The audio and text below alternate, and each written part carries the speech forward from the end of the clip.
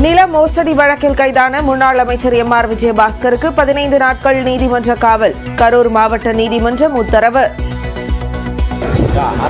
அரசியல் பழிவாங்கும் வழக்கு நீதிமன்றத்தில் சந்திப்போம். எம்.ஆர். விஜயபாஸ்கர் மீதான நில மோசடி வழக்கில் வில்லிவாக்கம் காவல் ஆய்வாளராக இருந்த பிருத்விராஜ் கைது. நில ஆவணம் தொலைந்துவிட்டதாகவும் அதனை கண்டுபிடிக்க முடியவில்லை என சான்றிதழ் கொடுத்த புகாரில் நடவடிக்கை. உள்துறை செயலாளர் பொறுப்பிலிருந்து அமுதா மாற்றப்பட்டு தீரஜ்குமார் நியமனம். உணவு மற்றும் நுகர்வோர் பாதுகாப்பு துறைக்கு மீண்டும் மாற்றப்பட்டார் சென்னை மாநகராட்சி ஆணையர் ராதாகிருஷ்ணன்.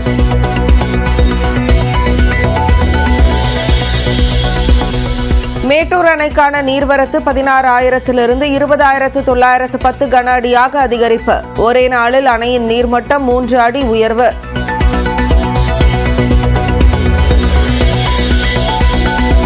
நீலகிரி மாவட்டம் கூடலூர் அருகே வீடு மற்றும் விளை நிலங்களை சூழ்ந்த மழைநீர். வாழை மற்றும் பாக்கு மரங்கள் கடும் சேதம்.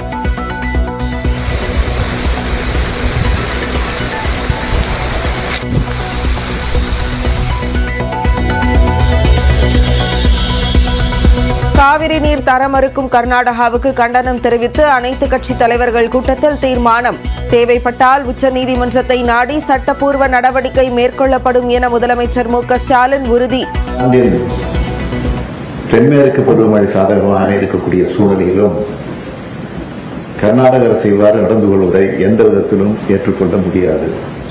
காவிரி நடுவர்மன்றத்தின் இறுதி தீர்ப்பு மற்றும் மாண்புமிகு உச்சநீதிமன்ற ஆணையின்படி தமிழ்நாடு பெற வேண்டிய நீரை உடனடியாக பெறுவதற்கு தேவைப்படும் மாண்புமிகு உச்சநீதிமன்றத்தை நாடி அனைத்து சட்டபூர்வமான நடவடிக்கைகளை மேற்கொள்ள இக்கூட்டம் ஒருமனதாக தீர்மானிக்கிறது.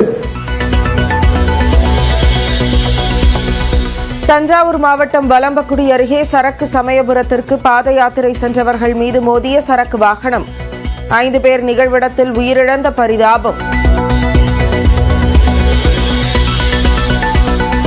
சட்டவிரோத பணப்பரிவர்த்தனை வழக்கில் ஜாஃபர் சாதிக்கை 3 நாட்கள் காவலில் எடுத்து விசாரிக்க அமலாக்கத்துறைக்கு அனுமதி.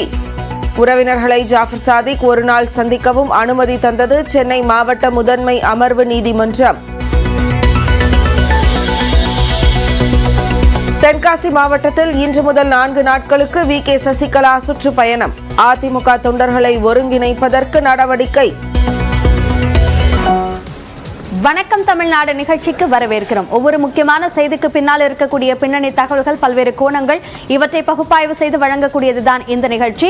இதில் முதலாவதாக அதிமுக நடத்தக்கூடிய கூட்டத்தில் வெளிப்படுவது ஆலோசனைகளா, அதிருப்திகளா என்ற கேள்விகள் எழுந்திருக்கின்றன. இது சார்ந்த கருத்துக்களை நம்மோடு பகிர்வதற்காக முன்னாள் அமைச்சர் திரு செம்மலை நம்மோடு நேரலையில் இணையவிருக்கிறார். அதனைத் தொடர்ந்து நியூஸ் அண்ட் வியூஸ் பகுதியில் 4 முக்கியமான செய்திகளை பார்க்கவிருக்கிறோம். அதில் முதலாவதாக காவிரி நீரை பெறுவதற்கான அனைத்து கட்சி கூட்டம், அதேபோன்று 65 ஐஏஎஸ் அதிகாரிகள் இடமாற்றம் செய்யப்பட்டிருப்பது, அதனைத் தொடர்ந்து நில மோசடி புகாரில் முன்னாள் அமைச்சர் எம்.ஆர். விஜயபாஸ்கர் கைது செய்யப்பட்டிருப்பது, அதனைத் தொடர்ந்து மணல் குவாரிகளில் சார்ந்த விஷயங்களில் தலையிடுவதற்கு அமலாக்கத்துறைக்கு உரிமை இல்லை என்று சென்னை உயர்நீதிமன்றம் தெரிவித்திருப்பது, இந்த 4 செய்திகளையும் நாம் பார்க்கவிருக்கிறோம். தற்போது முன்னாள் அமைச்சர் செம்மலையிடம் பேசலாம். வணக்கம் சார். அதிமுக நடத்தக்கூடிய இந்த கூட்டம், இதுல வெளிப்படுத்துற கருத்துக்கள், இதில் முக்கியமான அதிமுகவுடைய நிர்வாகிகள் தங்களுடைய கருத்துக்களை வெளிப்படுத்துகிறார்கள். இதை தலைமை எந்த அளவுக்கு பரிசீலிக்கும் அப்படின்னு நம்பலாம்?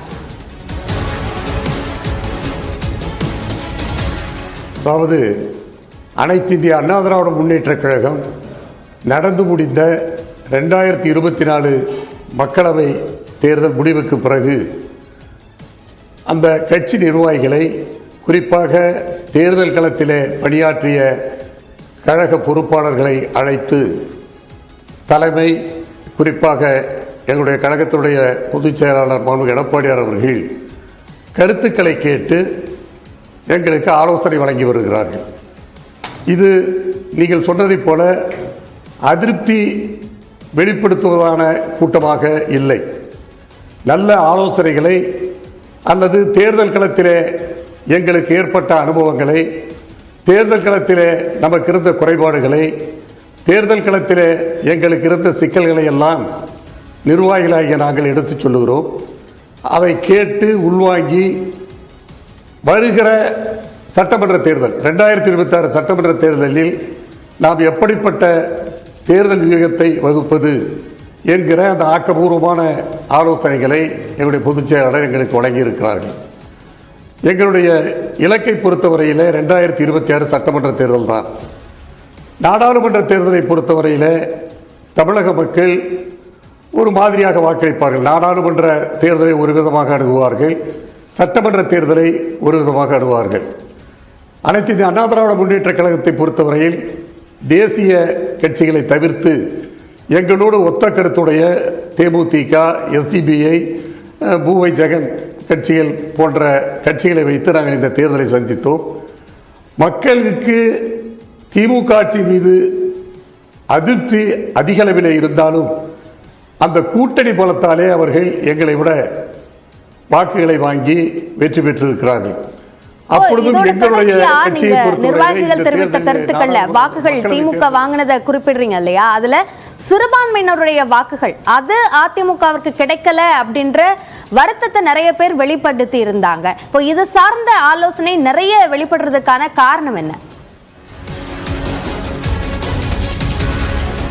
நிச்சயமாக, அதாவது சிறுபான்மை குறிப்பாக இஸ்லாமிய மக்களை உள்ளடக்கிய கட்சியான எஸ்டிபிஐ எங்களோடு சேர்ந்தாலும், அதாவது எதிர்கட்சிகளுடைய குறிப்பாக ஆளுங்கட்சி கூட்டணியிலே இருக்கிற கட்சிகள் எங்களை பற்றிய ஒரு தவறான கருத்தை அந்த சிறுபான்மை மக்களிடம் பரப்பினார்கள்.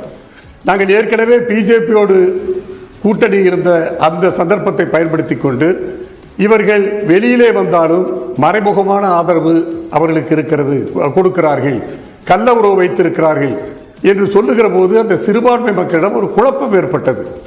அதை எங்களாலே தெளிவுபடுத்த முடியவில்லை. இன்றைக்கு உறுதியாக எங்களுடைய பொதுச் செயலாளர் இனி எந்த காலத்திலும் பிஜேபியோடு ஒட்டுமில்லை உறவுமில்லை என்று சொல்லிவிட்ட பிறகு இனிமேல் கொஞ்சம் கொஞ்சமாக சிறுபான்மை மக்கள் அதை நம்ப தலைப்பட்டு இருக்கிறார்கள். எனவே இந்த தேர்தலில் எங்களுக்கு அது பலன் கிடைக்கவில்லை என்று சொன்னாலும் சட்டமன்ற தேர்தல் நிச்சயமாக எங்களுக்கு கிடைக்கும். இந்த மக்களவை தேர்தல் கூட எடுத்துக்கொண்டால் எங்களுக்கு வாக்கு சதவீதம் குறையவில்லை. ஏற்கனவே பெற்ற வாக்கு சதவீதத்தை நாங்கள் அதிகமாகத்தான் பெற்றிருக்கிறோம். ஆனால் ஆளுங்கட்சி கூட்டணிக்கு, திமுக கூட்டணிக்கு கிட்டத்தட்ட 6.5% வாக்குகள் குறைந்துதான் இருக்கின்றன. எனவே எங்களுடைய வாக்குகளை நாங்கள் தக்க வைத்திருக்கிறோம், எங்களுடைய வாக்குகளை நாங்கள் அதிகப்படுத்தி இருக்கிறோம், அதில் எந்தவித சந்தேகமும் இல்லை. நீங்கள் சொல்வதை போல அது சிறுபான்மையினர் வாக்குகளை எங்களாலே இந்த தேர்தலில் ஈர்க்க முடியவில்லை. காரணம், எதிர்கட்சி குறிப்பாக ஆளுங்கட்சி கூட்டணியை சார்ந்தவர்கள் எங்கள் மீது மறைமுகமாக ஒரு வதந்தியை கிளப்பிவிட்டதாலே சிறுபான்மை மக்கள் எங்களை அந்த அளவுக்கு நம்பவில்லை. இனி நம்ப தொடங்குவார்கள். காரணம், நாங்கள் அந்த எடுத்த நிலைப்பாட்டிலே உறுதியாக இருக்கிறோம். எதிர்கட்சிகள் இது போன்ற வதந்தியை பரப்பதனால சிறுபான்மையினருடைய வாக்குகள் கிடைக்கலையா, அல்லது பாஜக குறித்த விமர்சனம் இன்னும் கூர்மையாக இல்லாததுனால அவர்களோட நம்பிக்கையை அதிமுகவால பெற முடியவில்லையா? இரண்டையும் எடுத்துக்கொள்ளலாம். அவருடைய பொய் பிரச்சாரம் அவர்களுக்கு பலன் கொடுத்தது. நாங்கள் அதை எதிர்கொண்டு மக்களிடம் அதை விளக்கத்தை சொல்லுவதற்கு கொஞ்சம் தவறிவிட்டோம் என்று கூட எடுத்துக்கொள்ளலாம். காரணம், அதாவது பொய் வேகமாக பரவும், உண்மை கொஞ்சம் தாமதமாகத்தான் சென்றடையும். எனவே பொய் இப்பொழுது வேகமாக பரவி இந்த தேர்தலில் எங்களுக்கு ஒரு பாதிப்பை ஏற்படுத்தி இருக்கிறது. நிச்சயமாக உண்மை வெல்லும். அந்த அதாவது சொல்லுவார்களே, மனக்குரங்கு உறங்குகிற போது மனசாட்சி ஊர் சுற்ற கிளம்பிவிடும், இந்த மனசாட்சி உறங்கும் போது மனக்குரங்கு ஊர் சுற்ற திரும்பி புறப்பட்டு விடும் என்று சொல்வதை போல பொய் கொஞ்சம் வேகமாக பரவிவிட்டது இந்த தேர்தலில். அவ்வளவுதான்.